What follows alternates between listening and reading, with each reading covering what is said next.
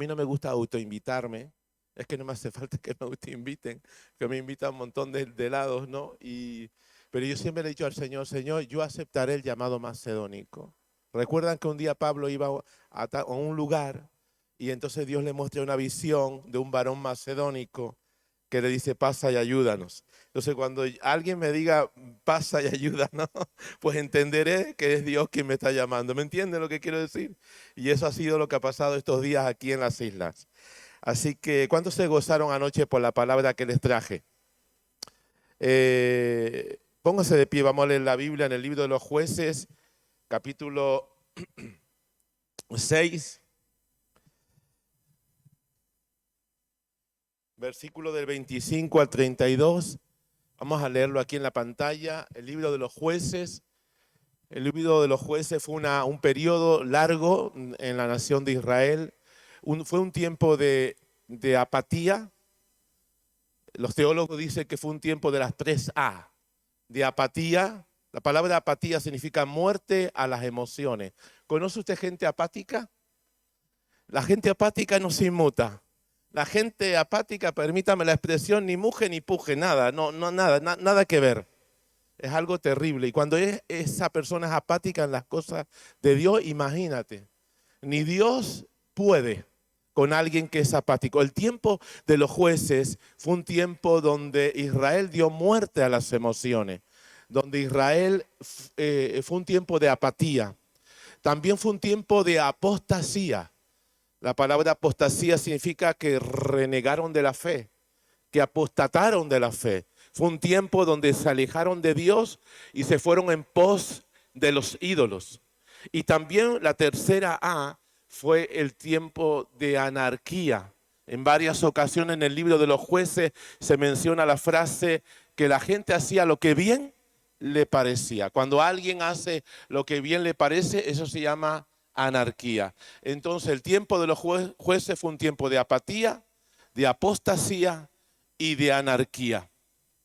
Y en Jueces capítulo 6, versículo 25, ahora les voy a hacer un poco un resumen de lo que compartí anoche, pero vamos ahora a la segunda lección que podemos extraer en este pasaje del capítulo 6 de los Jueces. Dice que aconteció que la misma noche le dijo Jehová, la misma noche en que el ángel se le aparece a Gedeón. Ese mismo día Dios hizo muchas cosas en la vida de este hombre.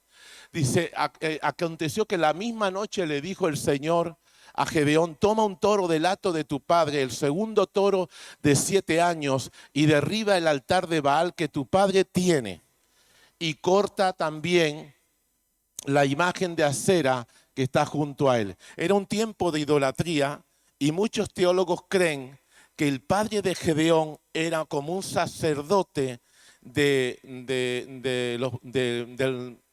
dios Baal y de la diosa consorte Acera. Cada vez que vemos los Baales encontramos a la par siempre Acera. Dicen los teólogos que pareciera como que este hombre tenía un altar en su casa y como que era imagínense la degradación, imagínense la apostasía, imagínense tanta oscuridad en Israel en el tiempo de los jueces, que aún el padre de Gedeón era tan idólatra que se cree que era un sacerdote del enemigo. Y edifica un altar al Señor. Está Dios dando una encomienda a Gedeón. Tu Dios en la cumbre de este peñasco, en lugar conveniente, y tomando el segundo toro, sacrifícalo en holocausto con la madera de la imagen de acera que habrás cortado. Entonces Gedeón tomó 10 hombres de sus siervos e hizo como Dios le dijo, mas temiendo hacerlo de día. Mira, aquí encontramos que Dios le da una encomienda a Gedeón, dice, mas temiendo haciéndolo de día. Me vino a la imagen Nicodemo, ¿no? Que quería hacer algo y estaban parándose a la clandestinidad de la noche a ver a Jesús, ¿no? Dice, mas temiendo hacerlo de día por la familia de su padre y por los hombres de la ciudad, es decir, de los ancianos de la ciudad, lo hizo de noche.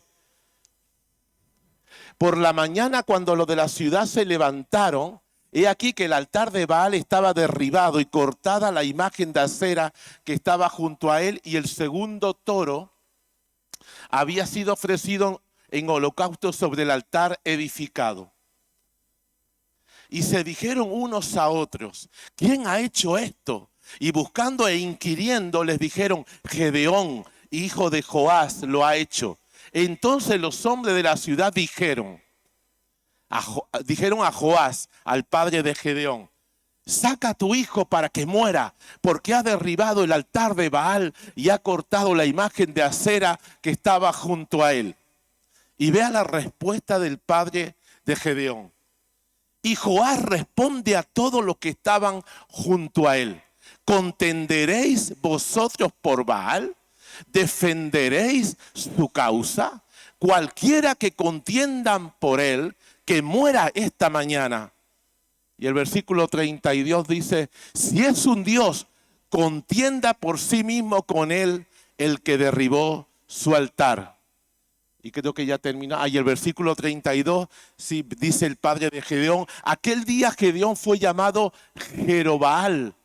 Es decir, es un nombre, un sobrenombre que le pone su padre. Dice, esto es contienda Baal contra él por cuanto derribó su altar. Otra versión dice, el que le dio una paliza.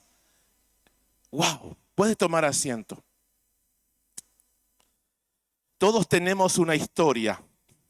Generalmente la historia que más nos impacta es la historia más reciente. La historia tiene dos lados. Cada uno de nosotros tenemos una historia. Y esa historia tiene una doble vertiente. Por un lado, tenemos cada uno de nosotros una historia lejana. Y por otro, tenemos una historia cercana. Es decir, la más reciente. La más que nos impacta es la historia inmediata. Es decir, la historia de 2 años atrás, de 5 años atrás, de 10 años atrás. Normalmente tenemos bastante memoria de esa historia. Dios estaba por hacer una gran gesta con Gedeón. Gedeón no lo sabía. Anoche lo hablamos. Gedeón ignoraba. Gedeón ni se imaginaba. Él estaba, la situación de la nación de Israel era un estado de emergencia. Era una situación muy difícil, muy complicada. Ya se estaba cumpliendo el 7º año donde los madianitas estaban devastando las cosechas y robando el ganado. La palabra Madián significa contienda, pleito, rencilla. Dije anoche que los madianitas eran medios hermanos de los israelitas. Así que encontramos aquí en esta historia del capítulo 6, donde Dios va a levantar a un hombre a causa del clamor de la nación. La nación había levantado un clamor por un libertador. Y Dios estaba a punto de levantar un hombre llamado Gedeón. Él ignoraba lo que se estaba cociendo, permítame esta expresión. Él ignoraba lo que estaba Dios por hacer, que la mano de Dios estaba por moverse en sobremanera sobre la nación de Israel, y él ignoraba que él iba a ser el instrumento en las manos de Dios para traer salvación, no solamente a su propia vida, porque Gedeón estaba allí en el lagar tratando de esconder algo de semillas de trigo para salvarse a sí mismo, sino que también Dios lo iba a usar a él para bendecir a toda la nación de Israel. Este hombre no se imaginaba la hazaña que Dios iba a hacer. Dios iba a conectar la historia lejana con la historia reciente. Y cuando Dios empieza a tratar con nuestra vida inmediata, es decir, con nuestro último tiempo, lo que hemos vivido, lo que nos ha acontecido. Todo en la vida tiene una razón de ser. La palabra de Dios dice que la maldición no viene sin causa. Todo tiene una explicación. Todo tiene una razón de ser. Los cristianos no creemos en las coincidencias, creemos en las diosidencias. Los cristianos no creemos en las casualidades, creemos en las causalidades. Siempre hay una razón, siempre hay un motivo. Algo aconteció, algo pasó, algo sucedió. Porque como llevo varios días diciendo desde que estoy aquí en las islas, en el mundo espiritual, todo lo que acontece aquí en la tierra, tal vez para ti, para mí no tiene mayor significancia, no tiene mayor importancia, pero en el mundo espiritual muchas cosas son un escándalo. Por ejemplo, una falta de perdón. Tal vez para ti no significa nada. En el mundo espiritual es un escándalo. En el mundo espiritual queda registrado. En el mundo espiritual, al igual que dice el apóstol Pablo a los filipenses, y yo oro por ustedes para que abunde fruto en vuestra cuenta, es decir, que en el cielo hay una cuenta donde se va notando todo lo bueno que tú y yo hacemos aquí en la tierra, y algún día en el bema de Dios, en el tribunal de Dios, en ese tribunal de recompensa vamos a ser llamados, ¿verdad? Vamos a ser consultados y Dios nos va a recompensar. Te va a llamar a ti por tu nombre y te va a decir: a ti 5 ciudades, a ti mujer 10 ciudades, a ti otra cosa. Al igual que en el mundo espiritual las cosas buenas quedan registradas según el pensamiento del apóstol Pablo en el Nuevo Testamento, también las cosas malas quedan registradas. El mundo espiritual es una corte o un tribunal. Dios es el juez justo. Él hizo la ley. ¿Cuántos saben que Dios hizo la ley? Dios hizo la ley. Cristo es nuestro abogado fiel. Y Satanás, el diablo, Apocalipsis capítulo 2, lo llama capítulo 12, lo llama el fiscal, que nos acusa día y noche.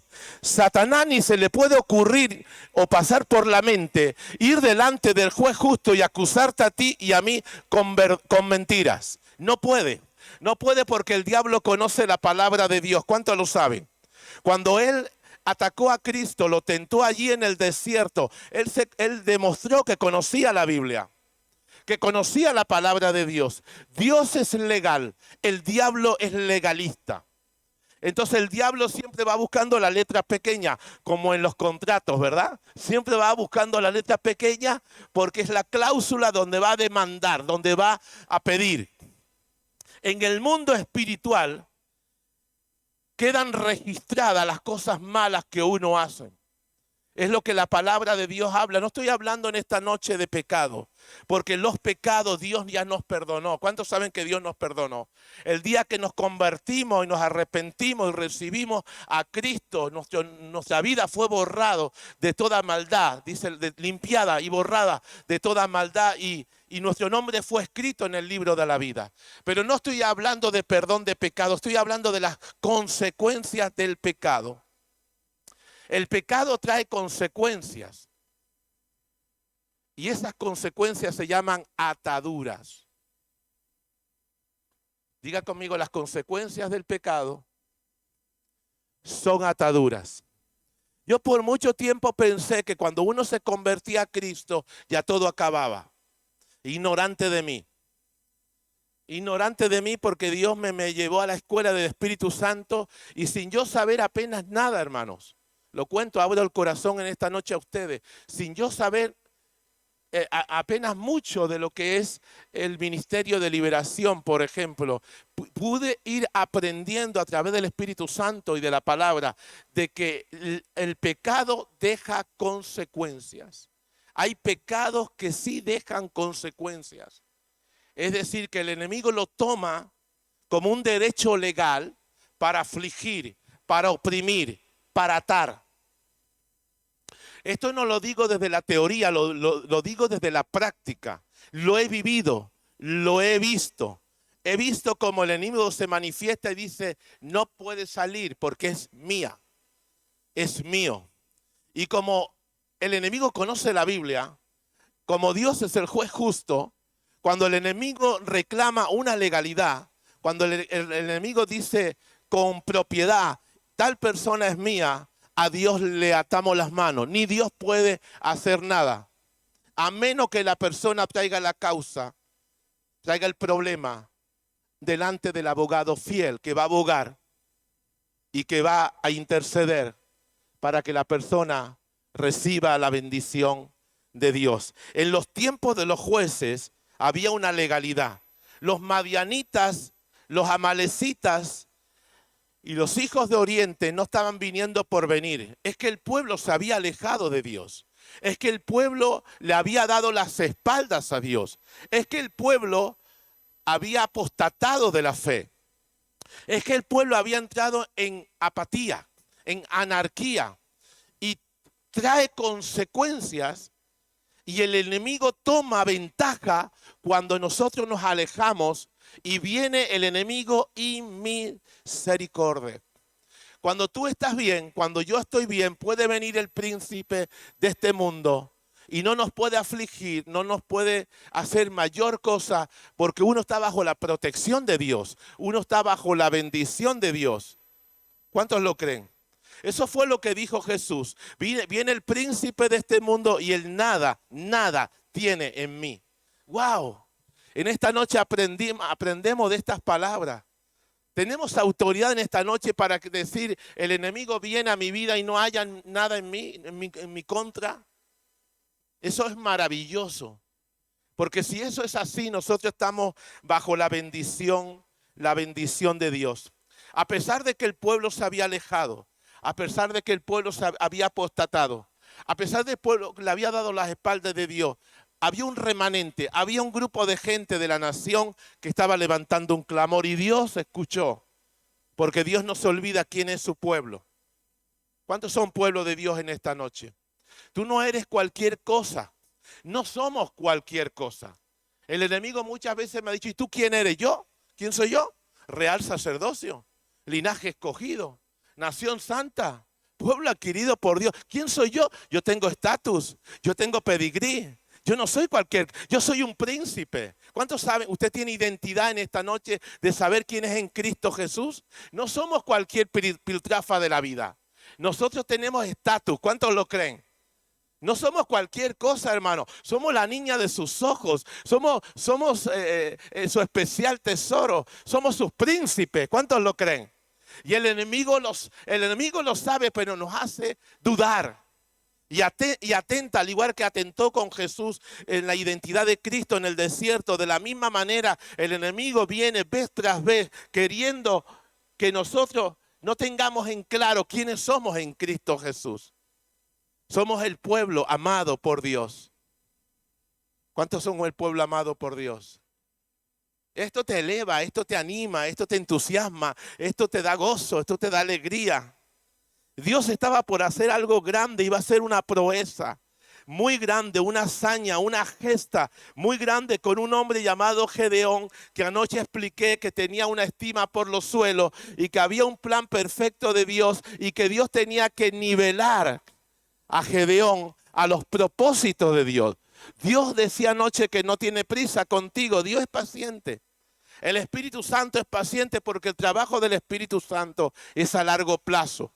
Es al revés del diablo. El diablo ataca y es a corto plazo. Quiere destruir la vida. Quiere destruirte rápidamente. Así el Espíritu Santo es tan distinto. Es tan diferente porque Dios es un caballero. ¿Cuántos lo creen? Él nunca se va a saltar el libre albedrío. Él nunca nos va a torcer el brazo. Dios siempre va a tener paciencia, ¿verdad? Para ministrarnos, para sanarnos, para liberarnos, para levantarnos.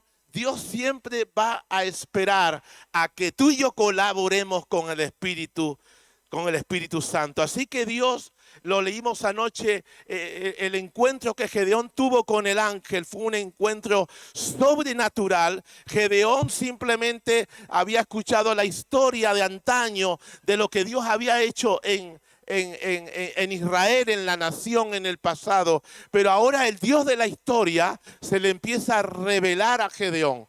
Se le empieza a manifestar a Gedeón. Porque la salvación, el encuentro con el Dios vivo es algo individual. ¿Cuántos lo saben? Cada uno de nosotros necesitamos tener una experiencia sobrenatural. La vida cristiana es un conocimiento empírico. No basta con la mente, no basta con los pensamientos, no basta con lo intelectual. Cada uno de nosotros necesitamos una experiencia sobrenatural. La gente puede rebatir una idea. La gente puede rebatirte un argumento, pero ¿quién tiene la osadía? ¿Quién tiene el atrevimiento a rebatirte una experiencia? Nadie. Nadie puede rebatirte cuando tú has experimentado y has degustado de las cosas del cielo. Cuando tú has degustado de las mieles del Señor. Cuando tú has experimentado los ríos de agua viva. Cuando tú has recibido ese toque de lo alto. ¿Quién te lo puede rebatir? Nadie. Por eso a nosotros como padres, como líderes, nos toca llevar a la gente a que tengan una experiencia con el Dios vivo. Esto no es religión, esto es una relación real con el Dios que creó cielo y tierra. ¿Cuántos lo creen? Cada uno de nosotros necesitamos tener una experiencia. Y cuando hay esa evidencia, cuando la persona experimenta, mire la cantidad de gente que me han venido a mí cuando voy a ministrar y me miran y me dicen, no me vas a tirar. Como si yo quisiera empujar a la gente, ¿no? No me vas a tirar. Y simplemente hago esto. Y la persona es tocada por el Espíritu Santo, porque esto no es por empujar. Es por una experiencia con el Espíritu Santo. Así de gente me han dicho, no me vas a tirar. Y gente hasta luego me entero que me dice, ese no me va a tirar. Pero es que esto no es por tirar a nadie, porque no tenemos ningún deseo de tirar a nadie en un lugar de culto. Esto es que la persona tenga una experiencia con el Señor, con el Espíritu Santo. Y la gente a veces cae sin que les toque. Viene la unción, viene el poder. Y eso es algo maravilloso, porque ahí Dios está evidenciando que Él se está manifestando, porque es la voluntad perfecta de Dios. Dios iba a conectar la historia lejana de lo que Él había hecho antaño en la nación de Israel, con lo que Gedeón estaba experimentando en ese momento. Él todavía, Gedeón, había escuchado, había oído de las maravillas del Dios de Israel, pero él todavía no tenía una experiencia sobrenatural. Y Dios aquel día, en el Kairos de Dios, se le empieza a manifestar, se le empieza a revelar a Gedeón. Y él quedó gratamente sorprendido cuando el ángel lo bendice, cuando el ángel se le aparece y él empieza en una conversación con el Señor y a decirle que bueno, sí, hemos escuchado las maravillas y verdad, y lo llevó ahí a la historia lejana de Israel, y Dios estaba a punto de irrumpir en la historia cercana de Gedeón, porque Dios iba a hacer algo grande. Y anoche aprendimos que el ángel en ese encuentro sobrenatural con Gedeón lo bendijo con una palabra que lo catapultó a la galería de la fama. A Hebreos 11, donde está la lista de los grandes hombres y mujeres de Dios, y entre ellos está Gedeón. Una palabra de Dios aprendimos anoche, nos puede llevar a los propósitos eternos de Dios en un cumplimiento maravilloso. ¿Cuántos quieren que se cumplan esos propósitos? Yo creo que todos aquí anhelamos, deseamos que si estamos en esta tierra haya un descubrir, porque Dios va descubriendo poco a poco, dice la Biblia, dice el Antiguo Testamento, que Dios nos habla en lengua de tartamudo, un poquito aquí, un poquito allá, un renglón aquí, un renglón aquí, un poco por este lado, por otro lado. Dice la Biblia que Dios nos empieza a descubrir la cortina de nuestro futuro, nuestro porvenir. Dios lo va descubriendo poco a poco. ¿Cuántos saben que es poco a poco? Esto no es de golpe. Si fuera de golpe nos desmayaríamos. Si fuera de golpe no soportaríamos. No vamos a aguantar. Por eso Dios lo va descubriendo el camino. Por eso dice Isaías que el Señor nos enseña provechosamente todo el camino que debemos de andar. Y Dios va a usar aquí, un poco allá. Usa a alguien con lengua de tartamudo, alguien lo interpreta, viene una palabra profética, un sueño aquí, un sueño allá. Le estoy hablando palabra de Dios, no tengo tanto para mencionar porque son versículos que están en la Biblia, que Dios le ha placido hacerlo de esta manera. Dios te va a revelar tu vida y tu futuro un poquito aquí, un poquito allá, renglón sobre renglón. Es algo maravilloso como Dios lo hace. Vienes a un culto y de repente sientes que Dios está usando al predicador o al líder o al pastor o a la pastora. Vas a un grupo de crecimiento y de repente otra palabra y un poquito aquí y un poquito allá y tú notas que Dios se va descubriendo. Te va descubriendo la cortina. Por años en el antiguo local que yo tenía al lado de la plataforma, teníamos una cortina que nos llevaba al baño. Y yo todo el tiempo estaba ahí descubriendo la cortina. Porque es así, dile que está a tu lado, es poco a poco. Es dosificado, es a dosis. Porque como Dios te dé todo el jarabe de golpe, nos da un patatús, ¿sí o no? Nos da algo. Y Dios, este hombre no sabía lo que iba a pasar. Él cuando el ángel se le aparece, me imagino, bueno, Dios se me está manifestando lo sobrenatural. Y bueno, Dios me viene a salvar a mí mismo. Y él ignoraba que no solamente lo iba a salvar a él, iba a salvar a toda la nación. Porque si lees todo el pasaje, había 40 años de paz. Después de la liberación tremenda de Gedeón, vinieron 40 años de paz. Bíblicamente hablando, una generación son 40 años. Es decir, que la siguiente generación estaba a expensas de lo que Dios iba a hacer por medio de Gedeón. No es cualquier cosa insignificante. No es cualquier cosa baladí. Dios iba a hacer algo tremendo, una gesta tremenda, dice Efesios capítulo 1, 4 y 8. Esta escritura me bendice un montón. Vean lo que dice el apóstol Pablo en Efesios capítulo 1. Dice, según nos escogió en él antes de la fundación del mundo, para que fuésemos santos y sin mancha delante de él, en amor. Dice que Dios antes de la creación, Dios nos escogió en amor. Wow, cuando el otro día yo yo me emocioné. Y yo dije, Señor, no solamente me escogiste, es que tu forma de escogerme fue en amor. Pero de antes de la creación del mundo, ya Dios tenía un plan perfecto para la vida de Gedeón. Él lo ignoraba porque su vida tenía que ser alineada a los propósitos de Dios. Y cuando el ángel se le aparece, las palabras de bendición eran unas palabras de desbloqueo. A veces nosotros venimos a este camino y venimos con tantas trabas, con tantas dificultades, con tantas problemáticas, venimos con tanto lastre, venimos con tanta mochila, con tantas piedras, con tantas cargas, que necesitamos un reajuste. Necesitamos que Dios haga algo. ¿A cuánto le ha pasado eso? Entonces cuando el ángel, él tiene el encuentro con el ángel lo bendijo y dijo, varón esforzado y valiente, Dios está contigo. Lo desbloqueó. A veces yo me río, sobre todo con los jóvenes de mi iglesia, ¿no? Porque yo digo, no, a este lo voy a destrabar. Está metido ahí en los zarzales. Está metido ahí, ¿verdad? Con los cuernos ahí, como aquel cordero ahí detrás en las espaldas de Abraham. Estaba ahí y estaba ahí enredado, ¿verdad? Hay gente que viene a la iglesia enredado en los zarzales. Y hay que destrabarlos, hay que desbloquearlos. Algunos hay que darle cuerda para que empiecen a caminar, ¿sí o no? Entonces lo que el ángel le hizo a este hombre, lo bendijo, eulogo, palabra buena.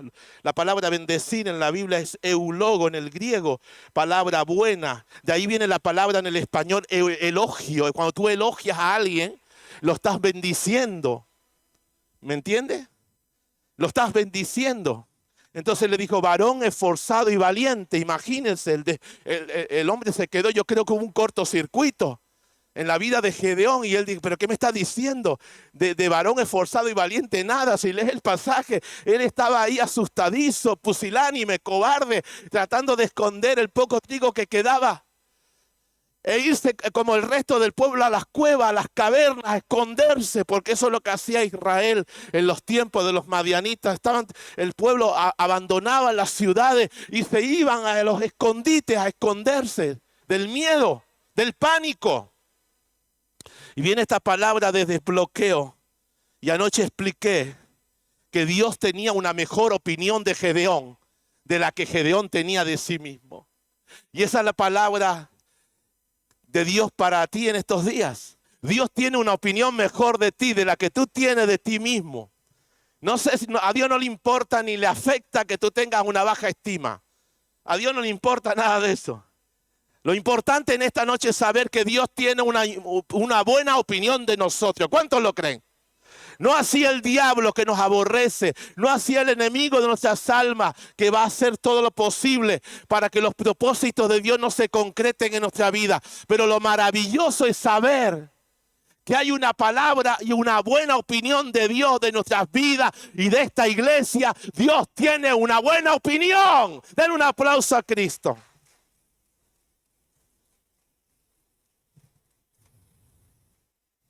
Dios va a conectar la historia lejana con la historia cercana.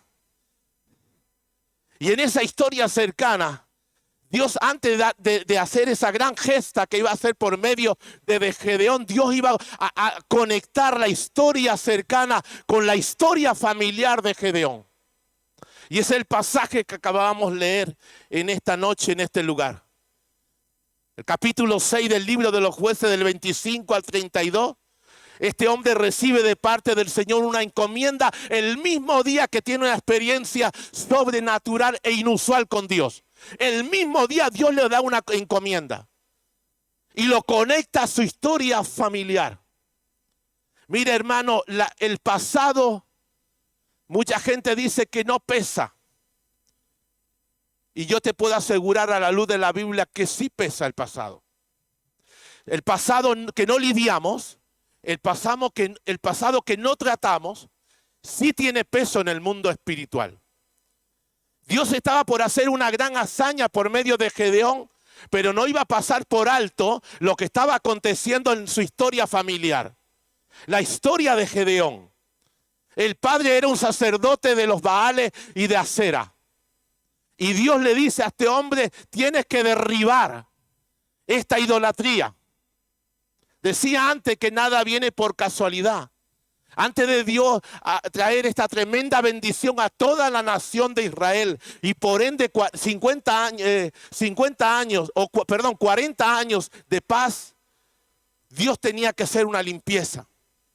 Dios tenía que hacer que la idolatría, porque la nación de Israel siempre fue una nación idólatra. Fue tan idólatra que Dios tuvo que usar el cautiverio a Babilonia.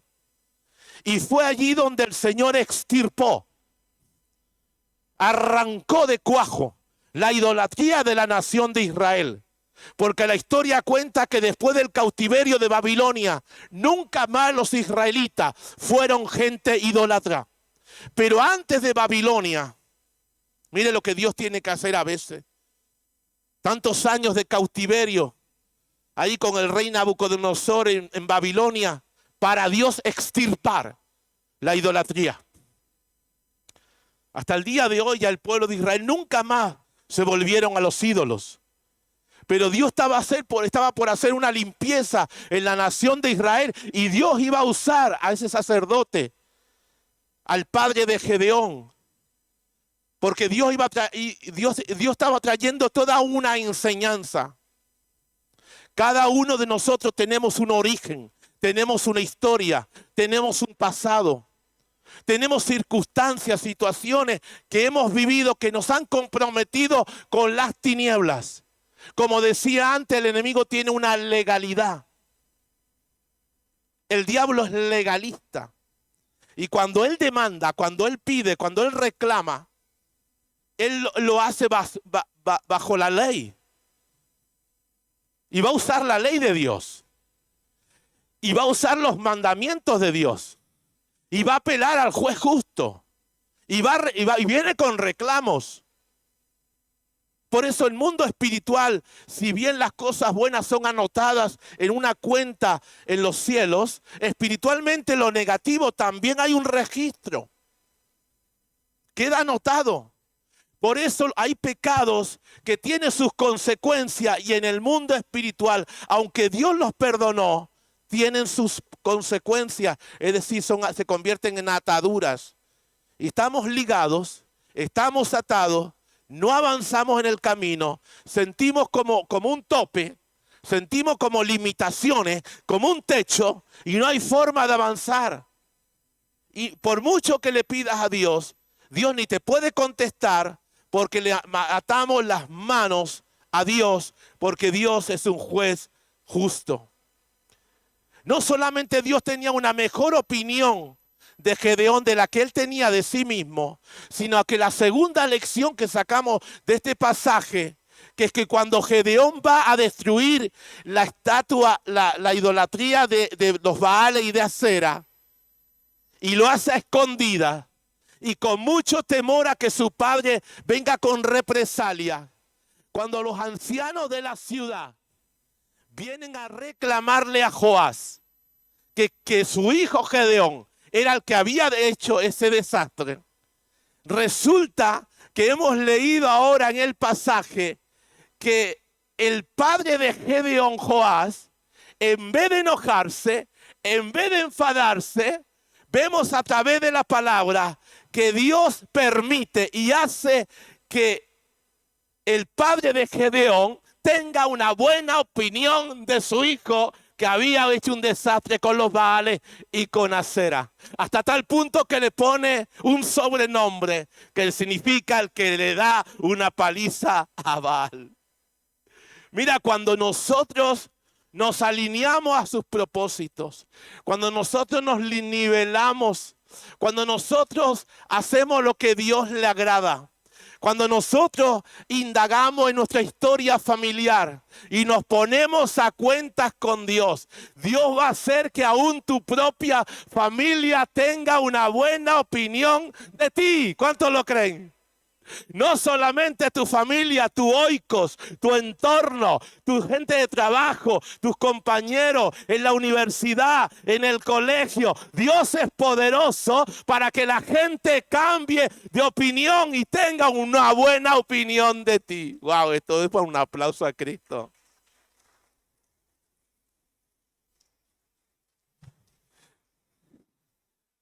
Esta es la segunda lección que aprendemos de la historia de Gedeón. La primera lección es que Dios tiene una muy buena opinión de ti, de la que tú tienes de ti mismo. La segunda lección es que Dios va a hacer que la gente tenga una muy buena opinión de ti. Dice el libro de Eclesiastés que mejor es la buena fama, ¿verdad?, que las muchas riquezas. Es decir, la buena reputación. Y a veces tú no tienes que hacer nada. Lo único que tienes que es nivelarte a los propósitos de Dios, permitir y recibir toda corrección del Espíritu Santo y ponerte en su buena y agradable y perfecta voluntad. Y Dios va acomodando todo en el camino. Primero, lo más importante es que Dios tiene una muy buena opinión de mí. Diga conmigo, Dios tiene una muy buena opinión de mí. Y lo segundo es que Dios es poderoso para hacer que la gente que está a la par tuya empiecen a tener una buena opinión de ti. No se enfadó el padre de Gedeón, no se enojó, no entró en una rabieta, sino que empezó a hablar bien de su hijo. Y le dijo Jerobaal, lo llamó, ¿no? Que significa el que le da una paliza a Baal. Yo me imagino que esto solamente lo puede hacer Dios. Dios puede cambiar la opinión de la gente. Dios es todopoderoso. ¿Cuántos lo creen? Cuando Dios está en el asunto, tú no tienes que hacer nada. Dios, no te preocupes por esa persona que está en tu trabajo, que te amarga la vida. Dios es poderoso. Yo lo he visto. Yo he escuchado testimonios de gente antagónica, de gente que le hacían la guerra, que Dios se mete en el asunto y hace que la persona que en un momento hablaba mal de ti, hablaba pestes de ti, de repente Dios se glorifica y es la misma persona que era tu enemigo. Dios lo convierte en alguien que tiene y empieza a tener una buena opinión de ti. No tenemos que hacer nada. Eso se llama, no tenemos que hacer nada. Eso se llama gracia. ¿Cómo se llama? Alguien dijo, es mejor tener la gracia del Señor que ser gracioso. Porque hay gente que se creen graciosos, pero nadie de la China, ¿no? Diga conmigo la gracia de Dios. Todo esto que se estaba gestando, todo este kairos que estaba a punto de venirse sobre la vida de Gedeón, él ni se imaginaba. Mira, cuando Dios interviene, Dios cambia todo a nuestro favor. ¿Cuántos lo creen? Dios, hay cosas que están todas en nuestra contra, que es un imposible, son imposibilidades. Pero Dios es tan maravilloso, porque Dios es el Dios de la gente. ¿Cuántos lo saben? Jesús es el Dios de la gente. Él está con la gente. Él no ha cambiado. Él no ha cambiado de opinión. Dios tiene una muy buena opinión de esta iglesia. Y no solamente eso, Dios va a hacer que toda la gente tenga una muy buena opinión de esta iglesia. Y cuando digo iglesia, digo de ti, digo de ti, digo de ti. Ese es el Dios que nosotros tenemos. Por eso si Dios nos llama que hagamos corte, porque lo que Dios le pidió a Gedeón era algo muy fuerte. Era romper con un ciclo de idolatría. Era algo, a veces las demandas de Dios. Por eso el evangelio, el listón es alto. A veces Dios nos demanda, nos pide que hagamos corte y los cortes duelen. ¿Cuántos lo saben? Dice la Biblia que la circuncisión, dice Filipenses capítulo 3, versículo 3, somos de la circuncisión. Así dice, si lo quieren poner esa escritura, Filipenses 3:3 dice Pablo, somos la circuncisión, es decir, somos el pueblo del pacto, es decir, tenemos un pacto con Dios. Dice la palabra de Dios, dice los que servimos a Dios en el Espíritu. Cuando tú sabes y se te revela esta palabra de que somos de la circuncisión, que fue el mandato que el Señor le dio a Abraham, el patriarca, y le dijo que iba a marcar a los niños con ese corte en el prepucio y que eso iba a significar un pacto de Dios con el hombre, ¿verdad? Romanos capítulo 2 dice que ahora la circuncisión ya no es algo físico, sino que el corte es en el corazón. Y la circuncisión, dice el libro de Génesis, que dolía hasta el tercer día, era el dolor más fuerte. Era muy doloroso hacer ese corte en aquella época donde no había anestesia, donde todo era así. Imagínense, era algo tremendo. Somos el pueblo de la circuncisión, somos el pueblo del pacto. Si somos de la circuncisión, al igual que antaño había un corte en lo físico, hoy en día el Espíritu Santo nos demanda que ese corte sea en el corazón. Y a veces Dios te pide cosas como a Gedeón, que había que cortar con esa maldición de idolatría, porque Dios iba a traer una gran bendición a la siguiente generación. Dice, porque nosotros somos la circuncisión, somos el pueblo del pacto, los que en espíritu servimos a Dios. ¿Cómo servimos a Dios? Mira, cuando tú sirves a Dios en el espíritu no hay mayor desgaste. Cuando tú sirves al Señor en el espíritu, sea aquí en los levitas, en el grupo de alabanza, en cualquier departamento de la iglesia, y lo haces en el espíritu, no hay disgusto, no hay mayor desgaste, no te desanima, no te desalientes si vino, si no vino, nada te afecta porque es en el espíritu. ¿Cómo servimos a Dios? Ahora si lo haces en la carne, si lo haces no en el espíritu, Hay un deterioro, hay un desgaste, hay una desilusión, te vienes abajo. El corte hoy en día que el Espíritu Santo le pida a la iglesia es que nosotros hemos sido pactados, nosotros hemos hecho un pacto con Dios. Y ese pacto es ya en el corazón. Hay cosas que hay que cortar y esas cosas duelen. Hay cosas en el área emocional, sentimental que hay que dar el corte. Es que me duele, es que eso es la circuncisión. Es que va a doler. Y tenemos que hacerlo. ¿Para qué? Para que Dios nos lleve a sus propósitos eternos. Para que nosotros podamos crecer en este camino, para que podamos avanzar, porque no solamente Dios está pensando en ti, Dios está pensando en todo tu entorno, en todo tu oikos, y es como una piedra cuando la arrojamos ahí en el lago y hay una onda expansiva, es exponencial. La bendición de Dios no solamente viene para mí, va a venir para mucha gente.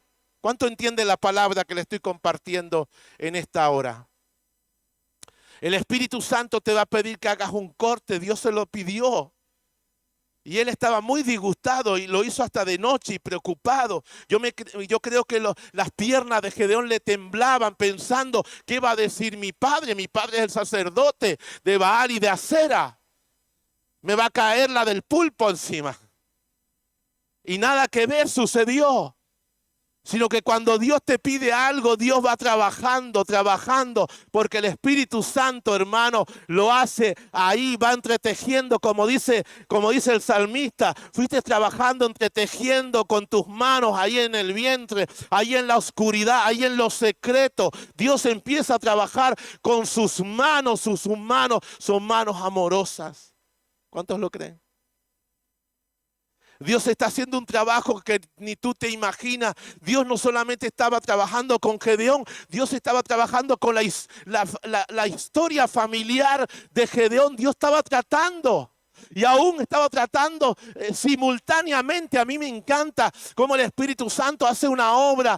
No solamente está trabajando con una persona aquí en Tenerife y a la par está trabajando con otra que está en otro lugar distinto. Ese es el Dios que nosotros servimos. Es un Dios todopoderoso, es omnipresente, es omnisciente. Él lo conoce todo. Esta mañana leía a Job cuando decía, Señor, todo lo puedes, decía Job, no todo lo puedes y no hay pensamiento que se esconda de ti. Y yo decía, wow, qué versículo, como Job reconoce ahí en el capítulo 42 de Job, dice, Dios mío, tú lo conoces y tú todo lo puedes. ¿Cuántos creen que Dios todo lo puede? Dios es maravilloso. Dios te está demandando. Dios está queriendo que tú hagas un corte en cualquier área que tú sientes, porque tienes al Espíritu Santo que Él te está demandando, que Él te está pidiendo, hazlo. Tal vez puedes sentirte como Gedeón, medio ahí, medio acobardado, lo hago, no lo hago, en qué momento del día lo hago, bueno, lo voy a hacer en la noche ahí como Nicodemo, ahí que nadie me vea. Pero hermano, vale la pena. Nos jugamos mucho. Nosotros no podemos permitirnos el lujo de seguir como estamos. La palabra de Dios es una palabra que nos inspira, es una palabra que nos exhorta, es una palabra que nos alienta, es una palabra que nos motiva, es una palabra porque nos jugamos mucho. Hay una generación que nos espera. Hay nuestros hijos. El error que tú cometas hoy puede trascender. A veces lo vemos como algo baladí, pero nada que ver. Tiene una trascendencia. Por eso hay que hacer el corte, porque nos jugamos mucho. ¿Cuántos lo saben? Hay una generación que les espera 40 años de paz. Gedeón y lo ignoraba. Pero él obedeció al Espíritu Santo. Él no cuestionó al Señor. Sí, le asaltaron las dudas, le vino los miedos, pero él cumplió el mandato, a la encomienda del Señor. Y Dios se metió ahí en la historia familiar. Y Dios va a hacer eso. Dios se va a meter en nuestra historia. Si nosotros le permitimos, Dios va a meter mano. Y cuando Él mete mano no es para dañar, es para sanar, es para restaurar, es para liberar, es para emancipar. Es tiempo de emancipación. Estamos en el año agradable del Señor. Es tiempo de cortar las coyundas. Es el tiempo de romper las ligaduras. Es el tiempo de la emancipación. ¿Cuántos lo creen? Hay que emancipar. Hay que cortar. Porque nos jugamos mucho. Nos ponemos de pie en la presencia del Espíritu Santo. Dios nos escogió en amor desde antes de la fundación del mundo. No solo Dios tenía una mejor opinión